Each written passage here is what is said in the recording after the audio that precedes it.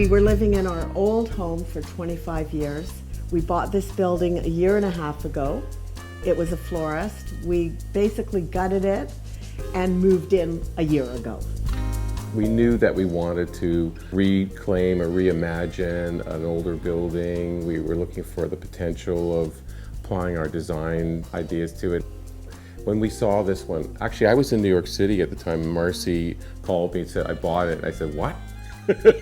That's true. I really trust Marcy's ability to know what I like too. So when I arrived, I thought it was a perfect choice. I mean, it's a great spot. We really wanted it to be a unique space. My office is here as well, so not too kitcheny, if there's such a word as that.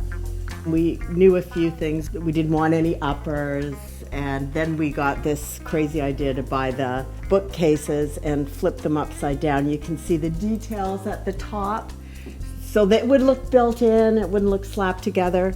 The idea of using the exposed French library shelves mounted on the wall was pretty crazy. That was a major factor, yeah. Yeah, so that actually took a little more work than we thought to, because it required customization and hanging it on the brick.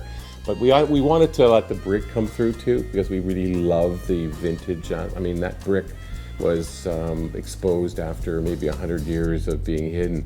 So when we took like all the drywall off and the debris off and everything, it was such an amazing thing.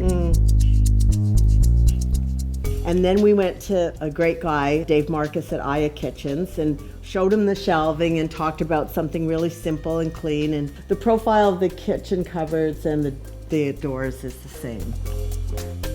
The hardware was kind of my job, because I'm a kind of specialist at that. So I actually imported this bronze hardware from the UK, and we fitted it up through the whole house. So all the edge handles on the cabinetry, and these really beautiful hand cast handles on the refrigerator and so forth are really, I think, stunning accents.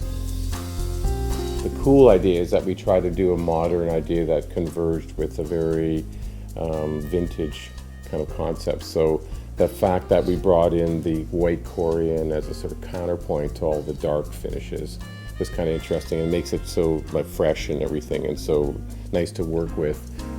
And then it was just a question of fitting in the induction stove and stovetop, and of course that ended up in the center of the bookcases. So everything did sort of fall in naturally. It was a nice project because nothing was ever forced in the way we laid it out. I really love the carbon faucet from Kohler. I mean, it's an amazing piece. I'd see the fact that you have a very contemporary, super modern faucet on it in a background of a kind of transitional or vintage thing is such an interesting counterpoint to me. And he had to talk me into that too. So that was a bit of a risk, but then in the end, functionally, it's a great piece. That's one of my favorite pieces. For me, I have to say the shelves, and the reason for that is that I can redecorate the kitchen at a whim. So I can take all the dishes off and put books up. I can move things around. Sometimes we line up our wine bottles all along one shelf. I'm an art director by trade, so it gives us the fun of it has the fun of redesigning without painting.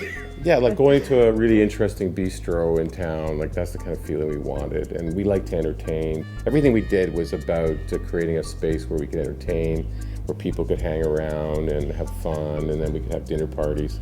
That's what our whole ambition was in this particular project.